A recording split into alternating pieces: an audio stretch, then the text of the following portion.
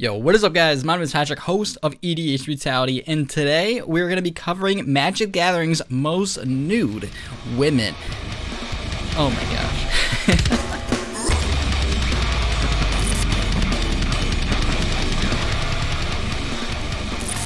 Oh my gosh, I can't believe we're doing this, but our last video did a little too well. That's right, we hit over 2,000 views for a channel this size, so let's keep on up with this degenerate content. But that's right, you did hear correctly. Today we will be covering the most nude women in all of Magic the Gathering. And with that said, welcome back folks, welcome back to the channel, thank you for dropping by and your ongoing support. My name is Patrick, host of the EDH Brutality YouTube page, in which you upload Magic the Gathering content and analysis every Sunday. Before we jump right into today's list, a quick and special thanks to patrons like you for making videos like this possible. If you yourself would like to become a patron and support the channel, you can do so by following the link down in the description below. With that out of the way, let's jump right into today's list. Starting things off, we have what I will be looking like after I'm canceled for these videos with Lim-Dûl's Hex, depicting a woman that appears to have fought through a disease or even leprosy by Liz Danforth, with flavor text stating, "The weak shall fall, the strong shall remain." And what I really enjoy about this art piece is we aren't necessarily able to identify what this character here is feeling or their emotions, but rather we are taken in by the story. We have a depiction of many corpses in the background, meaning that not only did she suffer greatly, but she was the last one standing. Our next include within today's list happens to be none other than Fire Elemental. This is an oldie, but a goodie. Illustrated by Melissa Benson, she did a phenomenal job with this piece. And my goodness, look at those curves. And the brilliance behind Melissa's art piece here is not necessarily just the Fire Elemental, but if we do take this art piece out of focus a bit, you can see the base of the photo happens to be a volcano, with the Fire Elemental being the volcano erupting. And it's only when we take a closer inspection that we see the personification of the volcanic eruption known as Fire Elemental. Speaking of elementals, our next card happens to be Wave Elemental. We see a woman here within the waves with a flavor text stating, "Consider the wave, how weak the mother, yet how strong the child," which is a fantastic pairing given the illustration here has a warmth to the woman's torso, not to mention the highlights around her are magnificent. While we're on the topic of natural phenomena, we do have Storm Spirits, illustrated by Pete Venters with flavor text of, "Come to us with your lightning, come to us with your thunder, serve us with your strength, and smite our foes with your power." Which reminds me of the saying of, "Behind every great man, there is a woman." I really enjoy the artwork of this piece, and if we look at these storm sprites in the background, she's got a great figure. I love the concave of the chest and how it frames the piece nicely, leading into the arms. And if we look at the fingertips as well as the ends of each limb, they have them spurring out into bolts of lightning. Once again, a great example of personification within the game of Magic the Gathering. Our fifth card of the day happens to be one of the more controversial art pieces within the game of Magic the Gathering, that being Essence Vortex. Now, I'm not entirely sure what the artist was attempting to portray within this illustration, but as an artist myself, I know the pose that they depicted is not an easy one to pull off, so bravo to that. I just hope that there is a full artwork version of this out there somewhere that's preferably not cropped, so maybe we can get a better idea of the message the artist was trying to depict here. The next include for today's video happens to be Tranquil Domain, illustrated by D. Alexander Gregory. We have a woman with her arms stretched out wide while being topless. And if I'm being honest, this does give me some anime vibes. The first reference that pops in my mind happens to be Crollo from Hunter x Hunter in the Requiem scene. Both striking a very similar pose. What I also really enjoy about this artwork is just the highlights on the female figure here.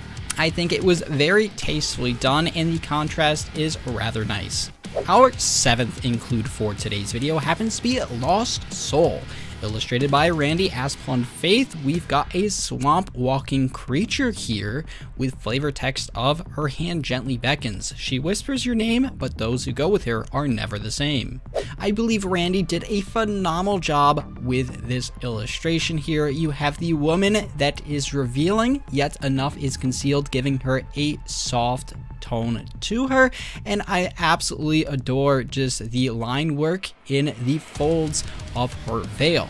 If we take a look closely at her arm on the left hand side of her body towards the right hand side of the card, you can see her hand is the only portion of her sticking out, as you can see the coloration difference between that and the rest of her frame. I really love the palette choices within this illustration, and overall the artwork is rather believable when it comes to its realism. Speaking of realism, I'm going to be real with you all for a moment before we jump right into our next card, and that's that you folks as Magic players need to uphold your duty and bathe. Have you smelled yourself recently? Oh my gosh. I'm not talking about you specifically, I'm perhaps someone else you may know.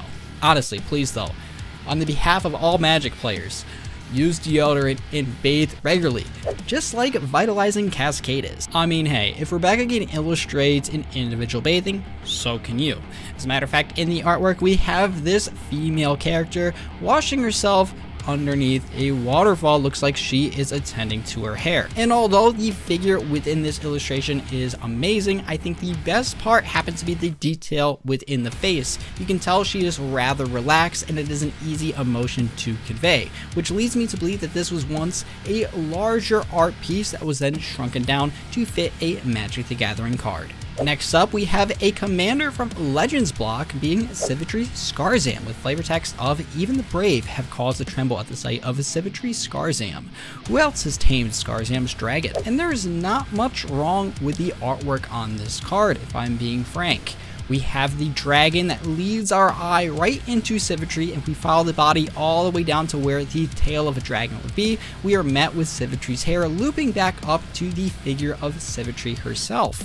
She is a rather pale woman with a fantastic side profile shot, and the line work of the markings along Sivitri, as well as the armor on her lower legs, presents a charm that is no longer present within the game of Magic the Gathering. Our 10th include within today's list happens to be Gary Leash's Vampirism, depicting 6 vampiric women. And boy oh boy, do I hope Wizards commission him well for his work, because this artwork is fantastic. Each figure is in a rather awkward pose, yet the proportions are spot on. We are also able to see each expression clearly within each character's face, as well as muscular definition while remaining feminine. So good job, Gary. That's a very difficult thing to pull off. Next up, we have Gaea's Blessing, once again illustrated by Rebecca, and what I really love about this image is just the illustration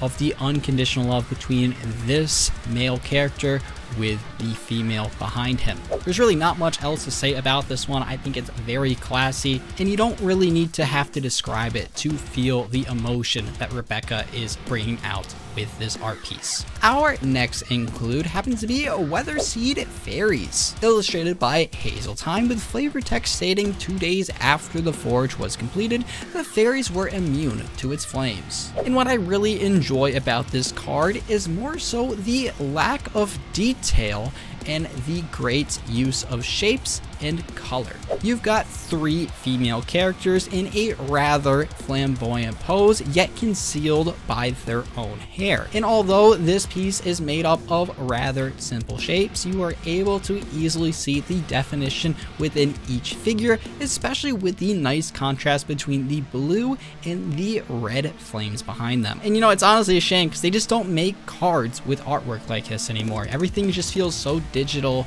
and regurgitated. I can understand that, you know, perhaps they're going for a specific theme, but I miss the days of old where the cards actually look like they belong in a fantasy book.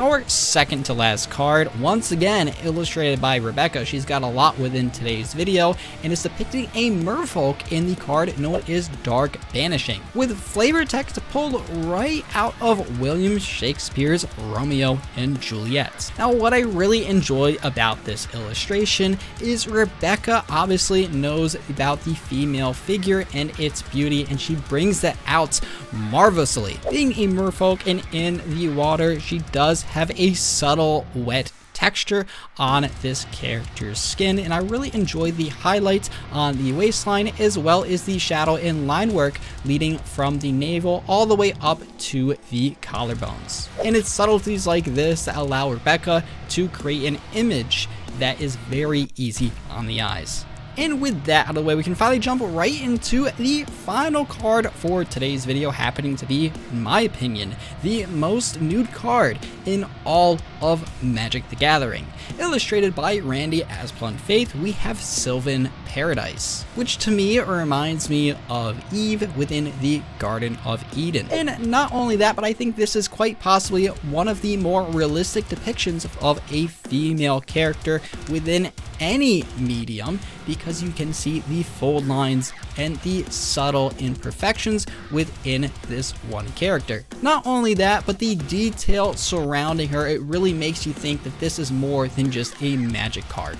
Which, in all honesty, it is. It is a work of art. You've got amazing foliage in the background, followed by nice framing, leading the eye into the picture with the use of the stream, with several dragonflies to break up the image. So yeah, that's probably the best card within this whole lot. And with that, we will conclude today's video. Once again, I would like to thank you all for the amazing support on my previous upload. And if you stuck around this long, I would like to personally thank you. And as always, if you want to stay tuned for future videos in the channel, make sure you like, subscribe, and hit that notification bell down in the bottom right-hand corner of your screen. So, like I said, my name is Patrick, host of EDH Brutality. I thank you for watching, hope you enjoyed, and I'll see you in the next video. Peace out, guys.